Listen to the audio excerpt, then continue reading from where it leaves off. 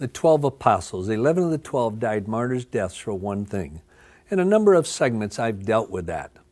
I would like to relate to you what a friend of mine, his name is Gary Habermas. Dr. Habermas is probably the number one expert in the world, or one of the top two, on the resurrection. He's probably written more on it and more research than anyone else. And I want to read through some of his analysis of the apostles being willing to die for a lie. Dr. Habermas says, the skeptic might object. Followers of other religions and causes have willingly suffered and died for their beliefs. So in other words, saying, what's the big deal about the apostles dying for their beliefs?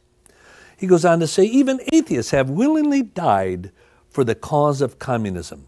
This does not mean that their beliefs were true or worthy. And then he goes on to say, liars make poor martyrs. And then he said this, extreme acts do not validate the truth of their beliefs, but willingness to die indicates that they regard their beliefs as true. This is how I put that. And it's a phrase I developed, is that the extremity of the act speaks nothing of the truthfulness of the event. You say, what do you mean? With this, just because someone dies for something, because someone is martyred for something, does not mean it's true. Because they gave their life for something does not mean it's true. But it does mean this, that they believed that it was true. Just because you die for something doesn't mean it's true. But it does mean that you believe that it's true. But here's the catch with the apostles. If the resurrection was false, then they had to know it. And therefore you'd have to say they not only died for a lie, but they knew it was a lie. That would go against everything I've ever known of human nature in history.